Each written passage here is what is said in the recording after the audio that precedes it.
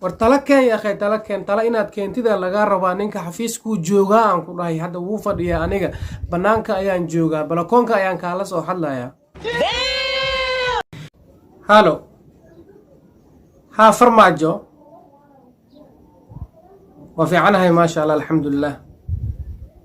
ورنيو أديك مركي تلذا دلك هيسينيو يقالوا وها يجلسي ورنيو حسبي جانا نودنا إنه كسو بيرو مركي كود بقلة يقول تحيي والله قلة يقول هي حسبي جانا إنه كسو بيرو ورا صحابتي نوديو نرل أو دم بهذا أنا كلي جاي كجوجا أديك واتي والشمس لغو قاديو دلك لغا إري حكومتنا لغا إري مايا فرماجو وركاس أنيغا كايلي مايو نين كان حسن الشيخ ليرادو هذا دلك مدحوينها اللوغة ديغي نين نحايا ماها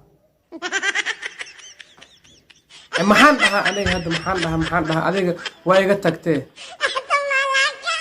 warka sii daran haddana maanta magaalada Baydhabo igu yimaaday ها waan soo dhaweey ها si fiican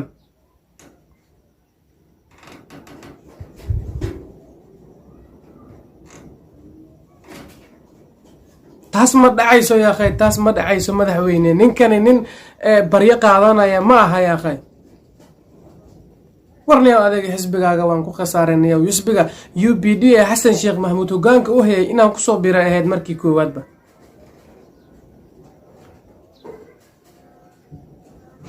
maxaan dhahaa aniga hadda waa kanay xafiisku ii dhex fadhiyaa inaan la hadlo ayuu rabaa maya aniga mudxileedkayga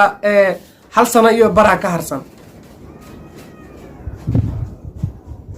okay aniga ayaa ku fahansiinaya isaga waxa uu diidan yahay 2024ka mudxileedkayga inuu dhamaado anigana saasaan jecelahay isagana arintaas waa uu ka hor yimid hadda wuxuu doonayaa marka inaan la hadlo xafiiska ay u jooga arintaasna igama qaadanayo waxa uu leeyahay doorasho inaad qaban qaabisada laga rabaa saas uu leeyahay maya arniyo farmaajo adeegana niyo dhiiqa looga iigelis markii koowaad dhiiqa looga iigelis wallahi billahi xisbiga inaan ku soo biro markii koowaad ma ahayn maxaa sameeynaa hadda waa kanay war talakeen ya akhay talakeen tala inaad keentida laga rabaa ninka xafiiskuu joogaa aan ku dhahay hadda wuu fadhiyaa aniga banaanka ayaan joogaa balakoonka ayaan kaala soo hadlayaa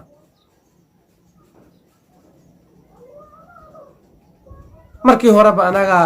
xisbi oo nabadeen nolol leeyahay oo barakadiisa ba iska yar tahay mug horeba anaga ku soo biirnay waa tutuga garkiisa ayaan qabsana haduu iga yeeli waayana kullayba si bay noqon lahayd waa arkaynaa telefoonka iga bax